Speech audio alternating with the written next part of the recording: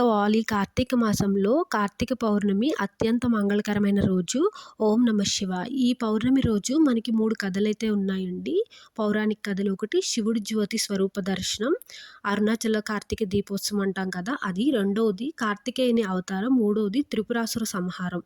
మొదటి దాంట్లో శివుడి జ్యోతి స్వరూప దర్శనంలో బ్రహ్మ, విష్ణువు, శివుడు కూడా నేను గొప్ప అని వాదించుకుంటూ ఉంటారు. అప్పుడు వారిద్దరి ముందు పరమశివుడు ఒక జ్యోతిర్లింగం కింద ఏర్పడతారు. అప్పుడు విష్ణువు వరాహమూర్తి అవతారం ఎత్తి ఆ అగ్నిస్తంభం అడుగుకు వెళ్ళి చూడడానికి ప్రయత్నిస్తారు. బ్రహ్మ ఏమో హంస రూపంలోకి వెళ్ళి పైకి ఎగిరి చూడడానికి ప్రయత్నిస్తారు. బట్ ఇద్దరికీ కూడా జ్యోతి యొక్క ప్రారంభం, ముగింపు అనేవి కనబడవు. అప్పుడు శివుడు ప్రత్యక్షమై నేనే ఆది, మధ్యము, అంతము యొక్క పరమతత్వాన్ని బోధిస్తారు. ఈ సంఘటన గుర్తుగానే మనం అరుణాచలంలో మహాదీపం వెలిగించి కార్తీక దీపోత్సవం జరుపుకుంటాం.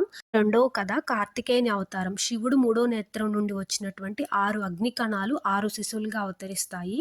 వాటిని కృత్తికా నక్షత్ర దేవతలు పెంచుతారు. తర్వాత పార్వతీదేవి వాటిని ఒక్కొక్కటిగా ఆలింగనం చేసుకున్నప్పుడు 6 ముఖాలు కలిగినటువంటి కుమారస్వామిగా జన్మిస్తారు. అందువల్ల ఈ పర్వదినాన్ని కార్తికేయం పుట్టినరోజు అని కూడా అంటాము. ఇంకా మూడో కథ త్రిపురాసుర సంహారం. ఈ కథలో తారకాసురునికి 3 కుమారులు ఉంటారు. తారకాక్షుడు, కమలాక్షుడు, విదున్మాలుడు అని. బ్రహ్మదేవుని వద్ద తపస్సు చేసి 3 నగరాలను పొందుతారు. అంతేకాకుండా రథం కాని రథం మీద, విల్లు కాని విల్లుతో, నారి కాని నారి సారించి, బాణం కాని బాణం సంధించి 3 నగరాలు ఒకే సరళ రేఖలోకి వచ్చాక ఒకే బాణంతో 3ని ఒకేసారి కొడితేనే మరణం సంభవించాలని కోరుకుంటారు.